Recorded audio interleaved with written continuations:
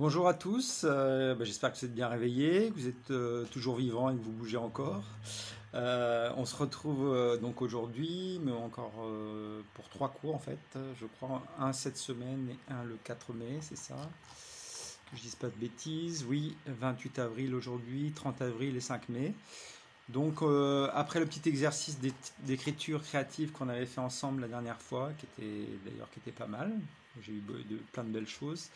Moi je vous propose pour les 3 cours qu'on a, les 3 prochains cours qu'on a, de faire un petit travail d'enquête, d'écrire une petite enquête, sous la forme je sais pas si vous connaissez, du livre dont vous êtes le héros.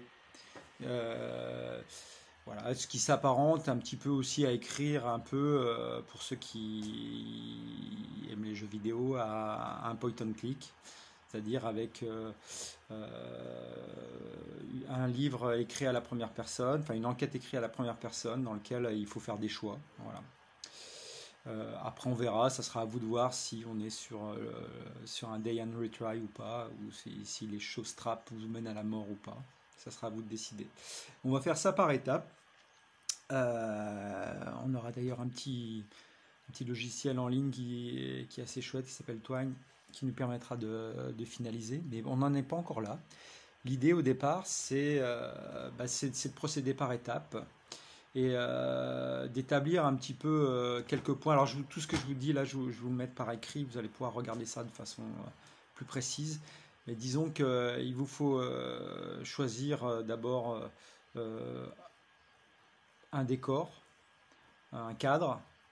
Ce que je vous propose, c'est que ce cadre, ce décor, alors ça peut être fictif, ça peut être réel, ça peut être de l'anticipation, ça peut être dans le passé, peu importe.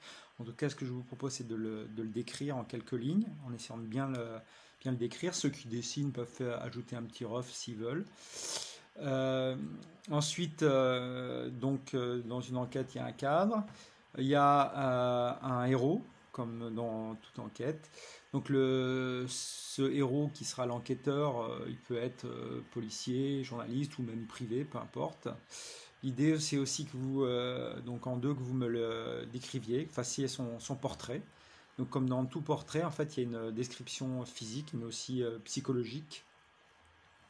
Et j'aimerais aussi que vous rajoutiez un peu quelle est sa motivation à lui de résoudre l'enquête, voilà, qui peut être l'élément déclencheur. Ensuite, il faut, dans une enquête, il faut un crime ou un délit. Donc il faut que vous me décriviez aussi le crime ou délit, tel qu'il s'est passé, en répondant aux questions qui, comment et pourquoi. Évidemment, c'est ce que le lecteur, après, le lecteur-joueur, devra essayer de trouver. Mais pour l'instant, il faut que vous soyez sûr de ça. Et puis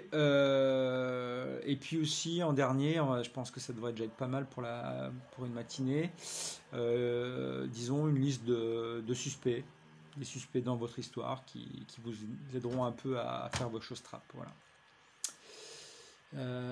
Voilà. Donc, je reste de toute façon en ligne pour répondre à vos questions. Dès que vous avez quelque chose, vous me l'envoyez, et puis je vous réponds instantanément et on avance comme ça.